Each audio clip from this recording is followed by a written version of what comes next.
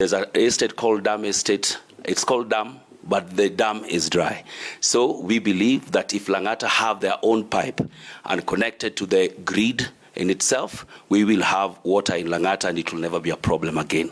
No. Jobs are a problem for the youths, and definitely our women also need to be empowered. Asante sana. Osman Abdullahi, unadhani changamoto kuu kwa wakazi wa Langata ni ipi? Changamoto kuu ni vitu kadhaa. Kwanza ni maji, pia vile wenzangu wamesema, na hiyo pia inakuja na mambo ya infrastructure. Ukiangalia Langata ni mji wa zamani upande wa Nairobi, lakini pia haijapata development mpya upande wa infrastructure ya maji. Changamoto nyingine pia naye ni upande wa transport, sekta ya mabarabara. Langata ni kubwa, ni ukiangalia katika percentage ya Nairobi ni 30% ya size ya Nairobi, na inahitaji investment mingi ambayo inaweza fanywa katika area ya Langata. Changamoto nyingine kwangu, kwa opinion yangu, ni kwamba ni upande wa education.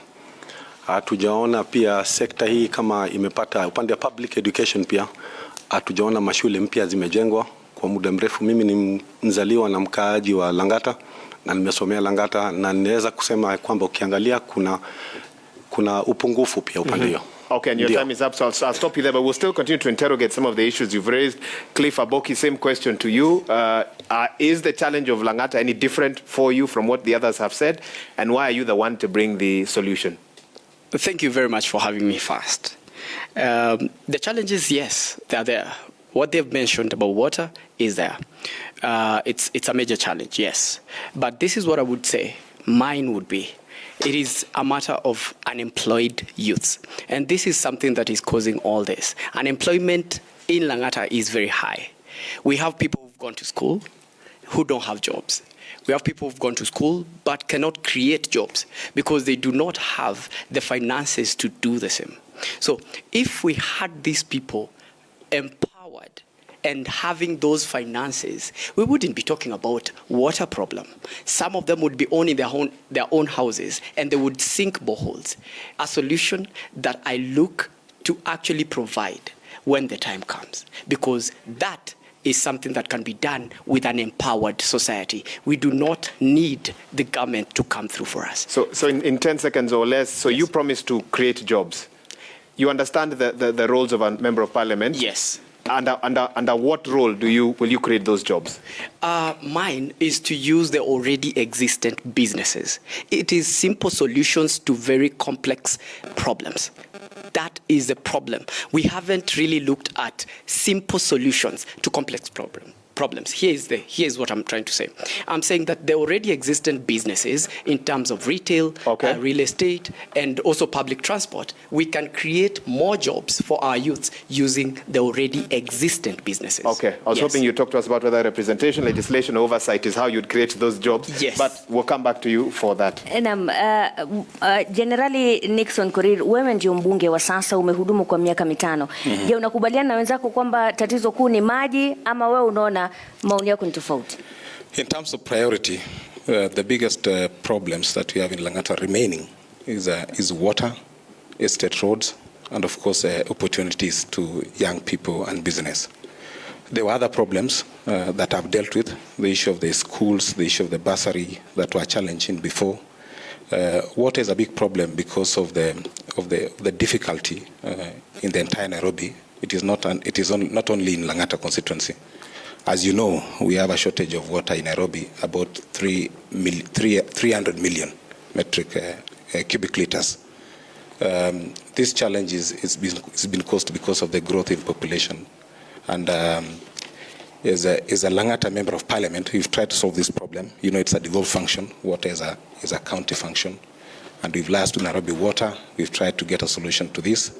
But because of the challenge of more water coming to Nairobi, there's been a lot of water rationing and cartels coming on board.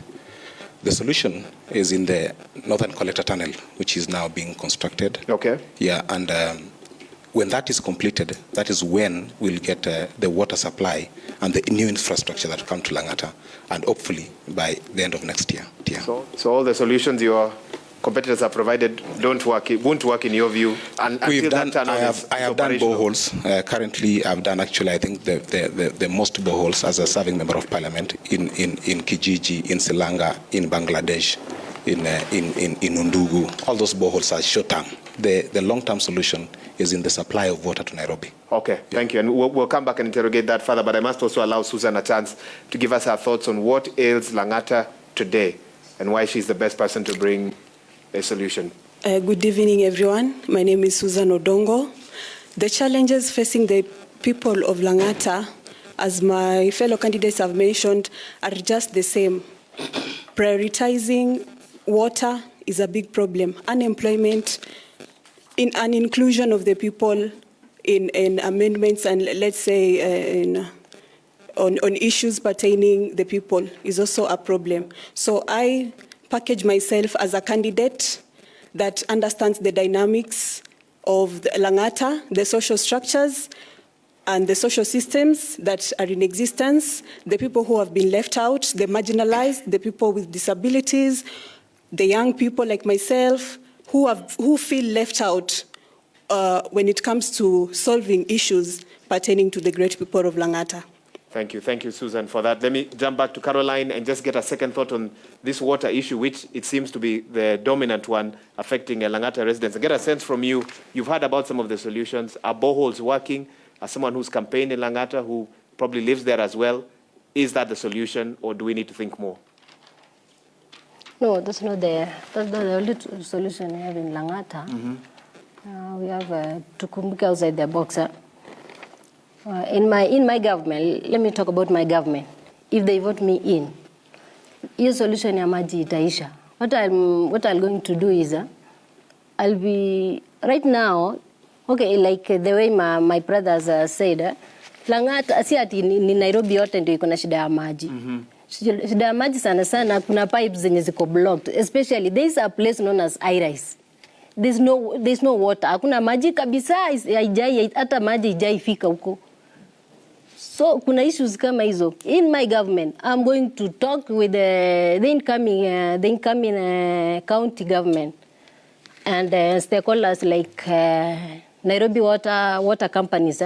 Wakuje wasifufue zile pipe zenye zimekufa pale ndani na we make it. You understand? Mheshimiwa anasema ameongea na wao wote hawajasaidia. What are you going to do? Because he's not, maybe acha push, maybe akupush ifike penye inafaa. That's hiyo ndio kazi yake. Akupush. Unajua kuongea, kuna kuongea na kuna kupush. You understand? Tom, kuna mtu mmoja ambaye alituma ujumbe awali. Nikauliza kwanza kabisa hawa wagombeaji wote wanaishi Langata. Wewe unaishi Langata. Umeona kama hizi suluhisho ambazo anazotaja Nixon zimekuwa zikifanya kazi? These solutions are not working. Hatuwezi kuwa tunafuata hiyo njia, doing the same thing and expecting different results. We are going to try and keep it simple, but we're going to get one solution. Hatuwezi kuwa tunafuata watu wa maji, Nairobi Water, Maji House, Director of Water. This is my take. It might sound a little bit high, but it will work. We want to erect high-level water tanks. High-level water tanks, which will have bulk pressure pumps which are solar-powered. Itasukuma maji yende huko under high-pressure pipes to avoid pilferage, to avoid watu wa kiosk wapasue pipe. Alafu kutoka hapo, the water will come down with kinetic energy, because when it is up, it comes down with the graphic flow, and in that way, we are going to stop people from interfering with the flow of water. Do you have a budget for these water tanks? Do you have a plan of where you'll set them up? Yes, indeed, I have. That's a good question. We're going to position them in high areas where the flow comes down. Like prisons in Otiende is one place we have seen, Karen we have seen, and Wilson Airport to serve the lower part of Langata, which is South Sea. We are not going to go to authorities all the time. This is a thing we've done, and I think has been tried and tested. And Honorable Nixon has said that he has tried it and it's not working. For boreholes, we are looking at the groundwater levels. He has not said it's not working. He said it's ongoing. Yeah, but it's ongoing, but it doesn't seem to be bringing results, because I believe that is the same script which has been said in the yesteryears, because we've all agreed across that water is a problem. Naam. So we are giving the solution. High tanks, pressure pumps, gravity, kinetic energy, and you have water. Naam. Felix, kwa upande wako unajua kwamba swala la maji ni jukumu la county na kwa sasa iko chini ya NMS. Je, wewe utafanya nini kuhakikisha kwamba hili swala linasuluhishwa vilivyo? It's so lucky that this question comes now. I was there 2 days ago. Just 2 days ago, I sat with the whole team at Nairobi Water because some of our residents had lacked water for 5 days. The guys at NHC. And it's just to put new infrastructure and get Langata out of that grid that goes through Kibra. Because hapo pia kuna shida kubwa. Wanazifungua zile pipe na maji, and the way Langata is placed, water will not get up. Nairobi Water doesn't pump water. There is no pressure pumped. It is gravity pumped. So they depend on gravity to have it flow. So how Langata first is placed on high grounds, for water to get there is very hard.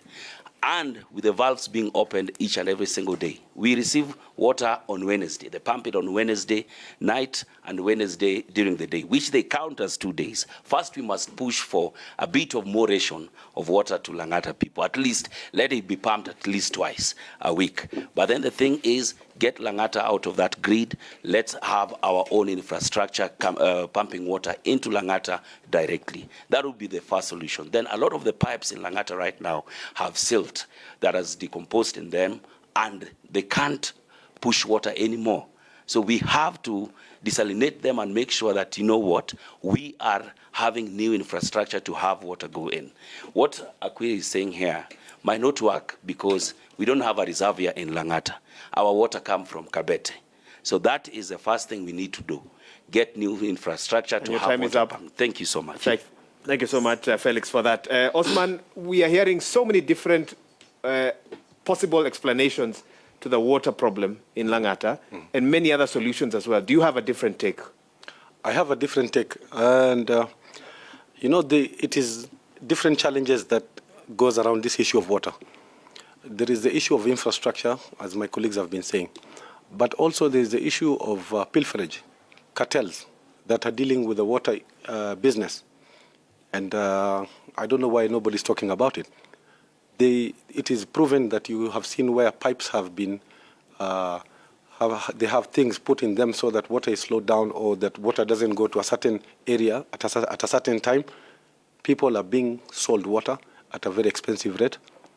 Overall, when you look at Nairobi, NMS has tried in informal sectors, informal settlements where they have dug at least, I think, about 193 boreholes. But the problem is something that if the leadership in Langata today and the Nairobi leadership came together, they can solve it. When you look at the issue of infrastructure, the Northern Water Tunnel that is coming, it is not going to change much because Nairobi also has problems of water in other areas, not in Langata only. So you need to have a system where you look at the topography in Langata. Langata, you can see when you're in Karen or you're in the upper part of Langata, it's a higher altitude. When you compare with the areas that are lower in terms of Nairobi, West and South Sea, how are you going to get water there without you having to pump it or to spend more on infrastructure? Okay, and we'll stop you there. We have many other issues to tackle, so we want to quickly get through this and jump to the others as well. Naam, Cliff, kwa upande wako utasuluhisha vipi hili swala la maji kwa wakazi wa Langata? Maana ni swala ambalo limekuwa likiendelea kwa miaka na mikaka. This is, as I started, I said simple solutions to complex problems. And this one can be solved by sinking boreholes in each ward. Sinking boreholes and making sure that the piping is not interfered with. Let it serve the people of that particular ward. If we have one borehole in, let's say, Karen, we have another in Mugumoini, we have another in South Sea. We don't need a lot of work in this. Let us just sink these boreholes. It is what these other cartels, as they're being called, are doing. The water that is clean water and the bowels moving around with clean water. These are boreholes. We are talking about Onyonka Estate, which a private developer decided to do what? Sink a borehole, and they're selling water to the people of Langata. So why are we saying it is so difficult for us to sink boreholes and let them serve the people of Langata. If we have 5 boreholes, or we have, let's say, 2 in each ward, we are talking about 10 boreholes. If we have 10 boreholes, let the boreholes serve the particular ward that we're talking about, and let there be management that is woke, management that is not played around with. But the moment we start talking about these things where you're sinking a borehole and then there is no management of that borehole, you're just leaving the same cartels to do whatever they do. And I'll have we are going to have a problem. In the interest of time. Yes. What is woke management, for those who may not understand? Now, you have to In be 30 seconds, alive 10 seconds? and awake to whatever that is happening. Okay. That is being woke. That is being right? woke. Thank you. Yeah. And I'll stop you there. And I want to seek the permission of the remaining 2 candidates for us to take a short break. When we come back, we'll give you both a chance to respond to that. And then we switch gears and jump over to something else. And so on that note, let's take our first break here on Citizen Debate. When we come back, the issues of Langata constituency are front and center on Citizen Debates this evening. And that discussion continues on the other side. Use the hashtag Citizen Debate and the SMS line 22422 to share your thoughts. We'll be right back.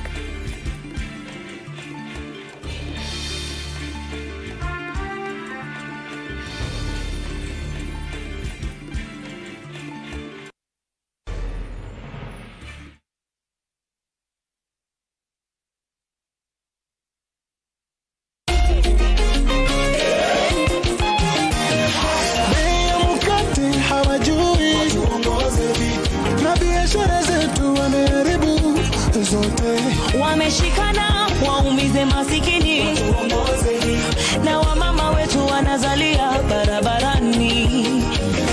Ameuza mayai huyu atatuelewa, anajua shida huyu atatuelewa. Hassan ni wetu, ni wetu, ni wetu. Hassan ni wetu, ni wetu, ni wetu huyu.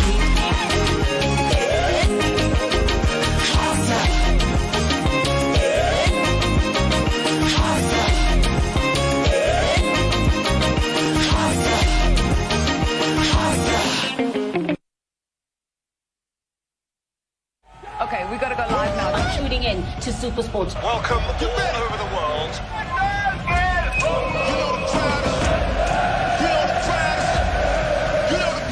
It's time for the main event. We've waited a very long time.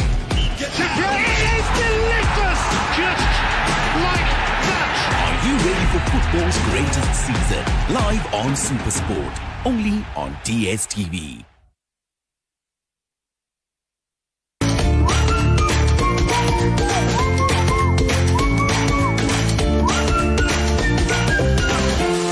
Available at Chandarana supermarkets and a pharmacy near you. You get a card, you get a card, and you get a card. For starters, how about a debit card that's linked to your bank account on a great mobile banking app or *522#? You can enjoy a free and secure way to pay and also avoid the hassle of cash withdrawals. And even better, if your card has this symbol, you can just tap and go. And our debit and credit cards are new Simba points that you can redeem for cash, bill payments, travel, and airtime. Visit your nearest KCB branch today to find out more and apply for your card. Uh-oh, Donna. You've got places to be, and this chump has forgotten something. But he must trust you, leaving you with his basket. Time to take matters into your own hands. Grab that papaya. Now, make a mess of it. Ding bang ding, ding ding bang, bam bam bang, ding bang ding, bam bam.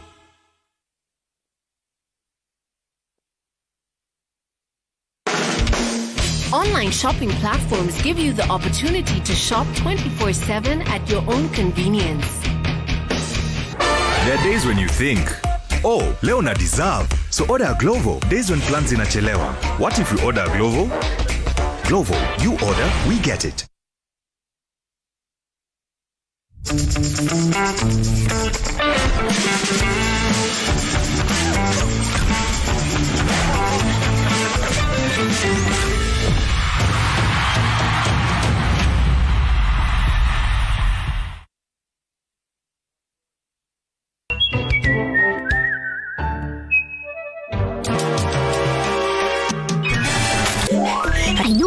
everything. But guess what? Thanks to me, you can now check account balances, apply for instant loans, make payments directly to paybill and till numbers, send money to mobile and bank accounts, and pay your bills. Download the upgraded M-Corp Cash today and try it out.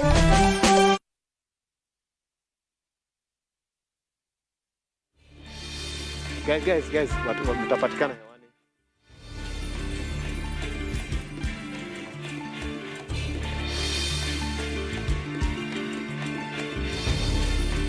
Karibu tena, asante sana kwa kuendelea kuwa nasi hapa kwenye Citizen Debate. Leo tukiwa tunaangazia eneo bunge la Langata, na kabla ya kwenda mapumzikoni tulikuwa tunazungumzia suala la maji. Wagombeaji wawili wamebakia ili kuweza kutueleza suluhisho la maji katika eneo bunge la Langata ni ipi, na tulikuwa kwa Nixon Korir ambaye ni mbunge wa sasa. Kuna ujumbe hapa kutoka kwa Matthews Ondoro, anasema I am a resident in Langata ever since 1989 and these guys needed to involve the residents, investors and stakeholders for a solution. Je, katika huu muda wa miaka 5 ambao umehudumu kama mbunge, umewahusisha wenyeji mkakaa chini nao wakaeleza labda kwa wao suluhisho ni lipi?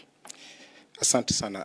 First I want to say boreholes is a very, very short-term solution to the water problem in Langata. And for information, Wahiga, I have done so many boreholes from Bangladesh to NHC to Kijiji Southlands, Kongoni, Nairobi West Prison, Undugu, Silanga. But that's a very short-term solution. And in fact, as it stands right now, Warma has banned digging of more boreholes in Nairobi because the water levels are going down and the contamination level is going up. So digging boreholes as it is right now is out of solution. We are halfway in solving the water problem in Nairobi entirely because, as I said before, the water source has been a problem. The water infrastructure that is in Nairobi was built in 70s and 80s. The water volumes, Nairobi water is 30 years behind in terms of planning. And this water issue is actually a devolved function. As a member of parliament, my work is to lobby for the relevant institution to take action. Luckily, the Northern Collector Tunnel is coming to solve the 85% of the problem that we have. Currently, our water comes from Ndakaini to Gigiri. It is diesel pumped to Apakabete. Then from Apakabete, it comes through gravity to Langata. But right now, through the Northern Collector Tunnel infrastructure, the water will be pumped to Apakabete. They are building another water reservoir in Uthiru, which is 80%, 90% done. A pipe that passes through Uthiru, Dagoretti Corner, Karen, is actually past Karen going, it goes all the way to Rongai. And your time is up. Second pipe. I'll add you 10 seconds, just finish up. The second pipe is coming through now, Kibra to NHC, it goes all the way to Ole Sereni and it goes to Mpakasi. That is a long-term solution that will bring the water solution to Langata, and it is going to be completed. And I'll stop you there to allow Susan. Susan, the current MP says, without that, we're not going to get anywhere. Do you have any further thoughts on this? I beg to differ on issues of borehole drilling, because I've been in Langata, I've seen boreholes that were sunk in a place like NHC that are stalled. So many of these boreholes are stalled projects that need to be equipped, like Aboki has said, management. There is a lack of management. The boreholes do exist. We cannot say they do not exist, but most of them are stalled. Then I think another solution, apart from all the other solutions that most of the candidates here are giving, is we have the Nairobi Dam right in the heart of Langata. In as much as that is not the role of an MP to ensure, to look into that, as a member of parliament, it is a legislative duty, or we are able to exercise the role of oversight to the county government to hold agencies like NEMA accountable as to why a project like the Nairobi Dam has now become something that, a project that was not, like, it is now becoming an encroachment where people now are beginning to live. The water hyacinth is so much over there. It has become a sewer system. So we need to involve more stakeholders, hold people accountable, people like NEMA, like I've said, and that is the duty of a member of parliament, exercising the role of oversight and bringing such parties to accountability. That way I believe we are able to solve such a problem. Asante sana Susan, maana umetueleza majukumu ya mbunge ni yapi. Na tukisalia katika hilo swala la majukumu ya mbunge, nataka tuzungumzie masuala ya unyakuzi wa ardhi katika eneo bunge la Langata. Na mojawapo ya maswali ambayo yalitumwa kutoka kwa kikao cha wenyekiti katika eneo bunge la Langata ni kuhusiana na ni vipi ambavyo wagombeaji watalinda maeneo ambayo ni ya umma, haswa ardhi. Tuanze na wewe ni Caroline Jepkemboi. Tueleze utalinda vipi ardhi ya umma katika eneo bunge la Langata? Utalinda ardhi la Ribita. Ukiangazia majukumu yako kama mbunge, yes, utalinda vipi ardhi ya umma katika eneo bunge la Langata? But kama kuna ardhi na ni public, right? Si inafaa ilindwe. Si hata si inafaa nione niilinde. So would like to understand your question. How will you protect green open spaces as the MP for Langata? How am I going to protect it? Yes, wakikupea hiyo kazi. If they vote me in, they'll make sure their open places are protected. Maybe I'll put it like that. In what way? What do you mean in what way? Kwa sababu majukumu ya mbunge ni matatu: kuunda sheria, oversight, yes, na nini kingine? Na representation. Yes. Sasa tuambie, ukiangazia hayo majukumu matatu, yes, utalinda vipi ardhi ya umma katika eneo bunge la Langata? But ardhi inafaa nitailinda. Labda tusonge mbele kwa Tom. Yes. Tom, swali hilo. Yeah, Mashirima, I think what I'm going to say is we need to put things in place. And one of the ways to put things in place, public areas are always attacked by people who want to do real estate development. Nobody takes it to make a swimming pool, but they have to go back to the county government for approval plans for their housing.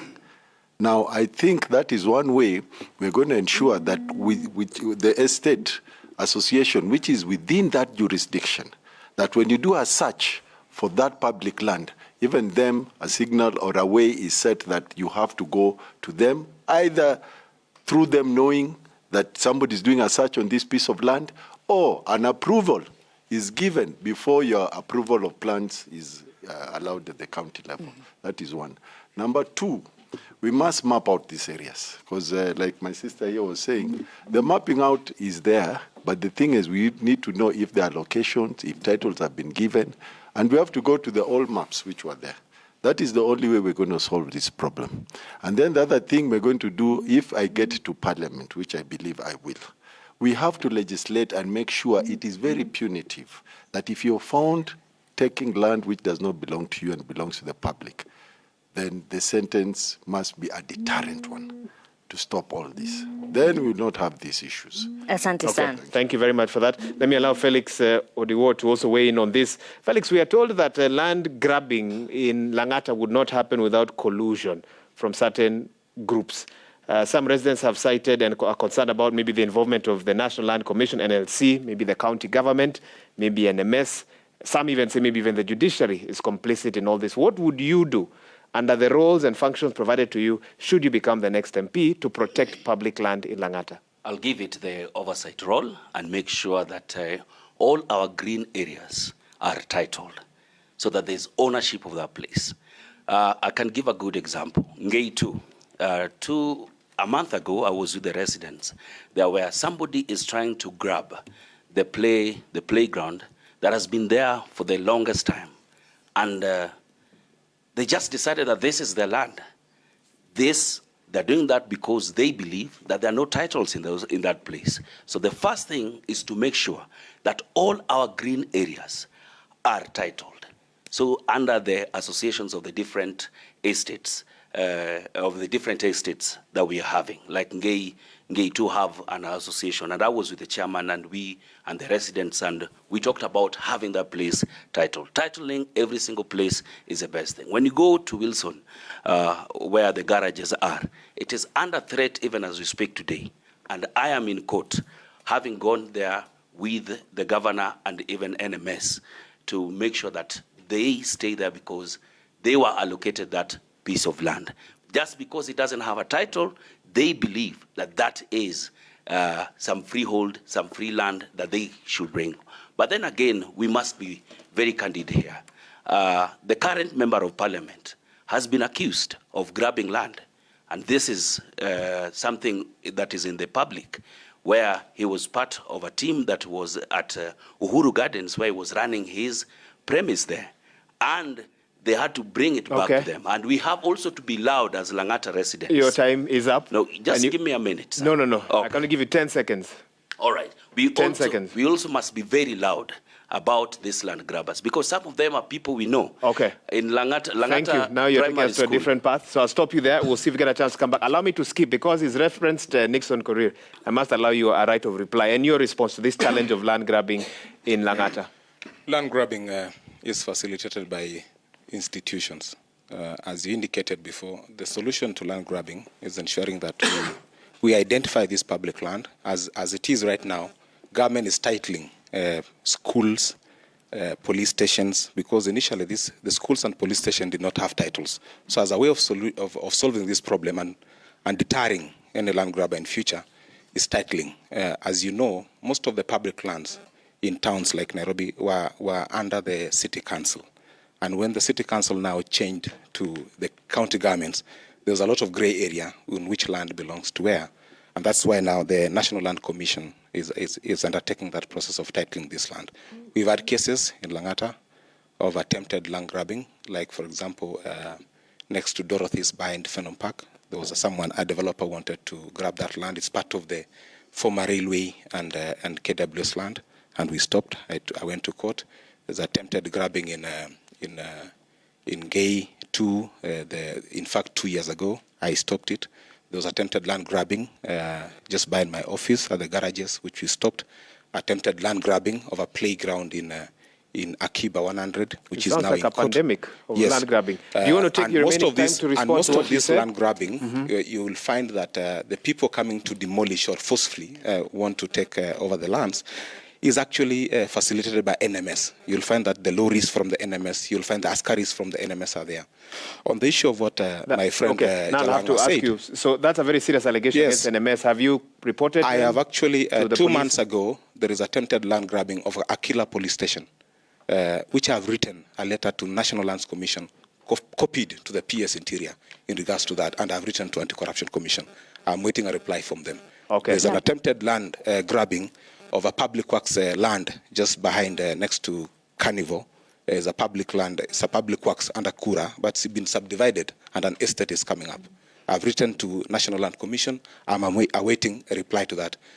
On the allegations by my friend Jalango, in your remaining seconds, go ahead. Yeah, those are just jokes and just bloggers' business. We are not here to discuss bloggers' business.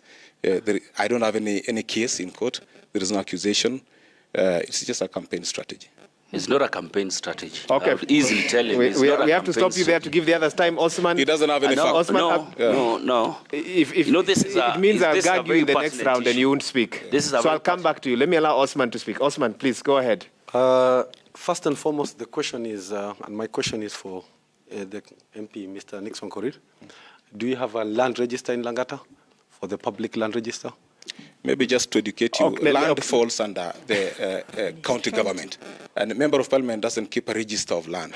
It is kept by the county government. Yes. Thank you. So, as Nixon is saying, he has helped to stop land grabbing in other areas. But then we don't have a register to show what is what. The question is also in terms of the land that is being grabbed in Langata, the approvals will come from where? From the county. The approvals will come from the county, but also somebody needs to have a title, which will come from the Ministry of Lands. So it easily shows that there's collusion. We have so many cases in Langata, and these are issues to do with public spaces like in South Sea. You have areas where we used to, when we were young and we used to play football, that have been grabbed. The lands are gone. Somebody has built a school. You have other areas like Akiba, which is also and Wangari grounds have also been grabbed. But I beg to differ with Nixon korir, because as the MP, he has not highlighted such issues before. He is just talking about it today. Na wewe Osman, kwa sababu unataka kuwa mbunge wa Langata, utafanya nini kuhakikisha kwamba hili tatizo halichipuki? Kama mbunge kwanza, kitu ya kwanza nitaanza naye ni kupublish register ya ardhi, kwa sababu kama utasema unakuwa na oversight na hauwezi kuonesha watu ya kwamba hii ndo ardhi ya umma, itakuwa unafanya kazi bure. So lazima uweze kupublish na uweze kuidentify kama kazi yako. Ukisha publish na umeidentify, ndio unaweza kusema ya kwamba tukue na kama Langata watch ya ardhi. Ni muhimu sana hiyo. Naam. Naam. Cliff, kwa upande wako unadhani ni nini ambacho unaweza kufanya kama mbunge wa Langata kusuluhisha hili tatizo la unyakuzi wa ardhi? I'm flabbergasted, for lack of a better word, about what he has actually mentioned that is happening in Langata.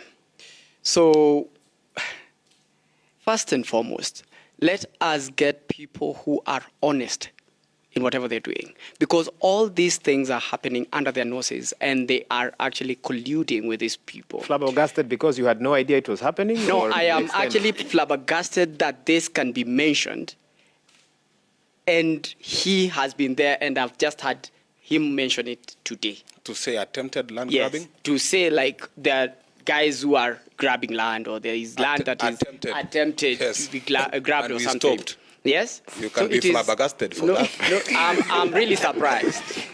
I'm really surprised. Okay. And this is why. Because he's talking about it as if it is something that has just happened yesterday. You've been there. Mm-hmm. You needed to have had all this published or just made transparent so that people know this is private, this is public. So whoever comes here, kindly, let us not allow it to happen. Una sekunde 15, wewe utafanya nini? Now, for me, it is make it transparent. Make it public to everyone to see. And that is why I'm agreeing with Aden. Make everything public for accountability purposes and transparency purposes. That is key. No. And then work with the Minister of Lands, work with National Lands Commission, and also the National Registration, Lands Registration. Okay. No. Yes. And I'll stop you there. In the remaining 1 minute, 30 seconds, let me allow Susan to also weigh in on this and just help us understand. You told us you're a resident of Langata. How bad is the situation? What solutions will you provide should you be their next MP? The situation concerning land grabbing is a cancer, not just in Langata, but I believe across most parts of the country. So, number one solution is titling of these public spaces. Most of them have not been titled. As the incumbent has said, schools, hospitals, and all these public spaces are still in the process of being titled. So that is one of the things I can champion for all these public spaces to be titled. And number two, as Aden and Aboki have said, is to ensure transparency and publication of these public spaces. When people are aware that this is land that belongs to this particular community or belongs to this particular school, they are not in a position to meander around or try to encroach or try to do funny business on it. So transparency is something that I'm able to bring on board, but that is something that cannot be achieved alone, because these people that come to grab land in Langata, they are coming with permits that have been granted by the county governments, by the Ministry of Lands. So if I'm able to champion for, let's say, even an overhaul, because there is so much rot in the Ministry of Lands, maybe in the county, the people who are handling the land issues, there is a lot of rot. So if we are able to champion for an overhaul of the staff and all that, okay, maybe we can have a standing ground to begin the change from. Okay, and that's where we'll stop because we need to take another short break. When we come back, we see whether we will delve on one or two matters that affect the people of Langata constituency this evening. Remember, Langata stretches from South Sea to Nairobi West, high-rise, Karen as well, over 100,000 registered voters, actually a population close to about 200,000, and this is the Langata that we're talking about today. Let's take a short break. When we come back, we carry on with this discussion, and keep sending us your feedback, #CitizenDebate, SMS line 22422. We'll be right back.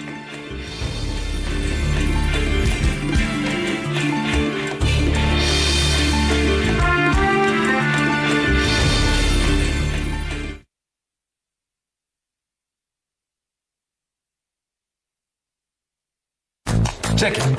Let's talk about banking. Or let's talk about dreams and goals. Your dreams, your goals. If you're like Louise, you value doing biz with ease. Or maybe you're like Dan, a family man with a plan. At Diamond Trust Bank, it starts with one dream, one goal, one deposit, and one transaction. Pamoja, let's make it happen. So don't just bank with us, bank on us.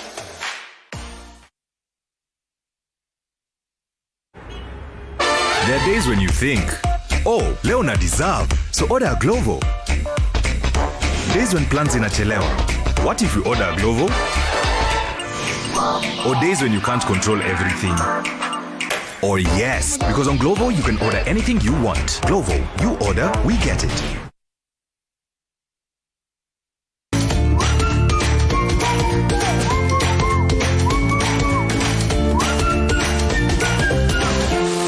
Available at Chandarana supermarkets and a pharmacy near you. And now, final question. Which option provides anti-germ protection for your teeth for 12 hours? A, a helmet. B, a bodyguard. C, Colgate Total. 12 hours? You can call a friend. I'd like to call my dentist. Germs are the cause of many dental problems. Colgate Total with zinc and arginine attaches to the teeth like a magnet. Provides 12-hour anti-germ protection. So it is the obvious choice. The answer is Colgate Total. Colgate Total, 12-hour anti-germ protection. Good night, gentle toes. Good night, soft cheeks. It's time to sleep. Peaceful nights start with skin protection. A new Pampers Pants with a touch of olive oil offers double skin protection. Its absorbent layers lock wetness away, and its moisturizing lotion with olive oil keeps your baby skin protected all night.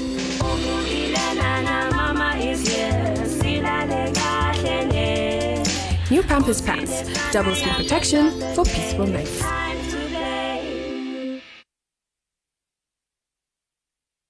New and improved Omo with a new look. An unbeatable stain removal. Omo, unbeatable stain removal. Enjoy up to 30% discount on everything. Orca Deco became bigger. At Orca Deco, we offer an array of amazing options and have the best prices in the market for all your home, office, garden furniture, decorations, and even more under one roof. Visit us at Two Rivers Mall Fast Floor and get your discount offer. Orca Deco. Think home, think Orca.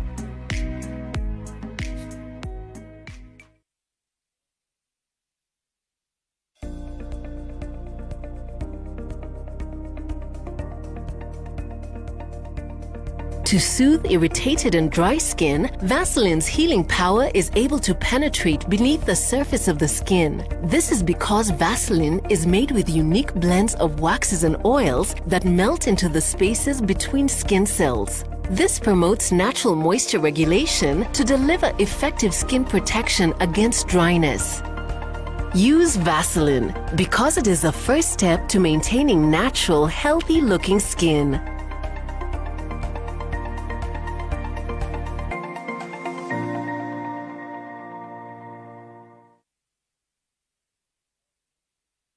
Okay, we gotta go live now. I'm tuning in to Super Sports. Welcome all over the world.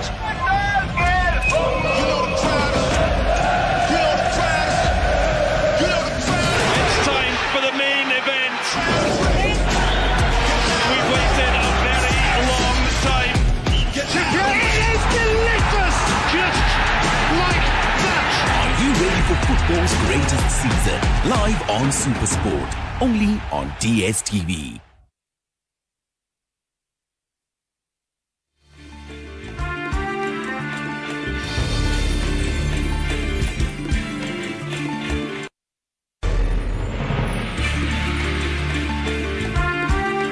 Karibu tena, unaendelea kutazama Citizen Debate ambapo tunazidi tu kuzungumzia masuala ya eneo bunge la Langata, eneo ambalo limevutia wagombeaji 11. Hapa studioni tuko na 7. Tumezungumzia masuala ya maji na unyakuzi wa ardhi. Sasa tunataka kuingia katika suala la matumizi ya fedha za CDF. Lakini kabla tuingie hapo, we are getting a lot of feedback from many of you watching. Remember, the SMS line is 22422 and hashtag Citizen Debate.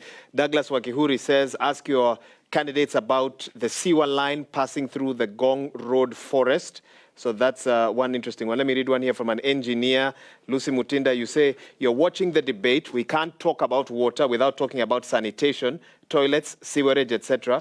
Do the candidates understand how much poor sanitation, lack of toilets costs Langata or Nairobi in terms of healthcare? You'd like a comment on that as well. And we'll keep reading your feedback even as we continue. But as Mashirima mentioned, it's now all about budgeting and utilization of CDF. How do they plan to do it? And Madam Chepkembo, I want to start with you on that one. Over the last 3 years, Langata constituency has received a cumulative figure of about 411 million Kenya shillings as CDF allocation. What are your thoughts on how this has been used, and what would be your key priorities for CDF should you become the next MP? Hebu tueleze tafadhali. What will I? What will be your plan? My plan. Yes, for CDF utilization. My plan, I will. Nitaweka public participations, ndio kitu ya kwanza. Vile nitakuwa na organize whole meetings. Let them say what they want. Kenya wanataka. Nitaanza na hizo zenye wanataka. Because I can't go there nianze niseme nataka kujenga shule. Kuna vitu zinafaa zijengwe. Lakini wakati umekuwa ukikampaign, I'm sure umeongea na wao. Wanakuambia vipi? Wanakuambia ukiingia tufanyie hivi kwa ukianza. Wanakuambia vipi? Right now, Langata, hatuna kitu kama TVET. Hiyo ndio ya kwanza, hiyo ndio kitu nitaanza kujenga, kitu inaitwa TVET. And we don't have, in Langata hata polytechnic yenyewe hatuna. Hiyo ndio kitu ya kwanza, nitakiin kwa hiyo. And then zingine sasa nitaweka hiyo public participation. Hawa wenyewe waseme Kenya wanataka. What they want. And then ya pili, nitarudi kwa ile issue ya maji. That's why nimesema mimi nitakuwa solution kwa watu wa Langata. Langata nitajenga tank. Na hiyo tu, because I know that's utajenga tank ya maji. Tank ya maji, Yes. Na hiyo pesa, but I know nimekwambia nitaenda kuwauliza what they want, but I know wenyewe wanataka hiyo tangi ya maji because asante. Yes. Watakusimamisha hapo. Na Tom, kwa upande wako hizo fedha ambazo wametaja Wahiga katika miaka mitatu iliyopita, milioni 411, je, umehisi kuwa pesa hizi zimetumika vilivyo na kuwasaidia wakazi wa eneo bunge la Langata? Mashirima, thank you so much. I think I would want to look at this differently. Please speak closer to the microphone. I think I want to look at this differently. I do not want to pretend to know if the audits have been done, because we've tried reading them, we didn't get them. But what I know is between March to date, the CDF fund has been given 54 million Kenya shillings. That one I know. So what I can talk about is not basically how they have used the money, because I think that's the Auditor General's work. But what I'm going to do when I get there with the CDF, obviously, is to get better public schools. Yesterday's meeting at Tangaza, there was a young man who complained that public schools in high-rise ward, there's only one. So that is one of the things we're going to do.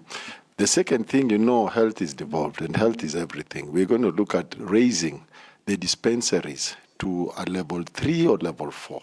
There's some which are level 3, level 4. And we want this intervention, we want these hospitals to be able to intervene for the senior citizens for quick checkups. Then, of course, His Excellency, the 5th Raila Odinga said that there will be no school fees in his manifesto. So I don't think I'll spend time sending money on bursaries. That money can be rerouted somewhere else. Yeah. So we're going to give training, like my sister here said, vocational training is very important, because those are some of the things which keep you going. Because CBC Yes. has brought this, so we will just carry it to the next level. Thank you very much. Thank you very much. I'll stop you there. Jalango, same question to you. 411 million Kenya shillings. Has it been used properly in your view, from what you've heard from residents over the last 3 years? And what would you do differently? What would be your priorities? I'm even surprised that that amount has been sent to Langata, because you can't see it anywhere. First thing, I believe in participatory leadership and organizing town halls, just the way my sister there has said, that we are able to now involve Langata residents on what are the priorities. You can't come and say, I'll do this, I'll do this. No, let them also tell you, what do they want? I want to be a partner with Langata residents so that we can solve solutions together, not coming up and saying what I'm going to do, yet maybe that's not what they want to be done. Josh Olum is the only public school in high-rise, just like my brother here said. We need to get more public schools in a place like high-rise, definitely. Improve our sanitations, because the number of mortality in Langata right now is crazy. The numbers are bad, more so in our informal sectors, and definitely starts with sanitation and the standards of living. So that one will be a key thing for me, so that we can start making Langata a better place, but involve the people of Langata themselves in a participatory way for them to actually be part of you, and they decide what they want done, not you coming and saying, I'll do this, I'll do this, I'll do that. Na asante sana Osman, upande wako unadhani hizi pesa umeziona jinsi ambavyo zimetumika? Unaweza kusema kwamba kumekuwa na maendeleo ya kufana katika eneo bunge la Langata, na iwapo utachukua usukani, wewe utafanya nini? Utakipa kipi kipaumbele?